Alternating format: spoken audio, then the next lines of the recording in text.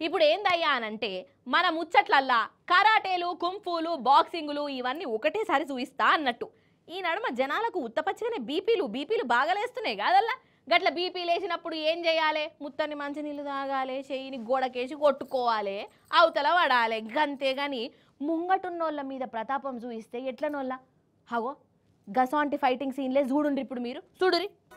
ఏహే అసలు మనోళ్లకు బీపీలు అస్సలు అవుతలేవు కాదోల్లా నేల మీదనే కాదు ఆఖరికి మొగుల మీద కూడా అనుకుంటాన్రు గంతగనం కోపాలు ఎందుకో నాకైతే సమచైతలేదు ఇగో ఈడ చూడురొల్లా విమానంలా కిటికీ కాడ నేను కూసుంటా అంటే నేను కూసుంటా నా సీట్ అంటే నా సీటు ఇగో గిట్లనే లాడాయి పెట్టుకున్నారు మరి ఈడ ఎవలో ఓగలు తగ్గాలే కదా కథమిగా మన ఎర్ర బస్సులల్లా కదా జుట్లు పట్టుకున్నట్టు గంత పెద్ద విమానం ఎక్కి జర సేపుదా అనుకున్నారోల్లా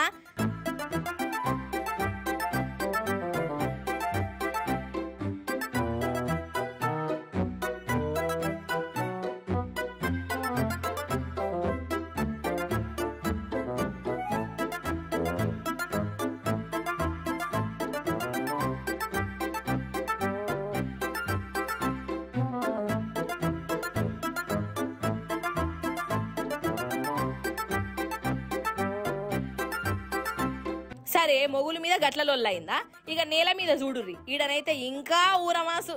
ఓరి దేవుడో అగో అంగీలు ఇంపుకుంటా మరిది అనుకున్నారు కాదల్లా ఎవరు ఆవిడే లేదు అసలు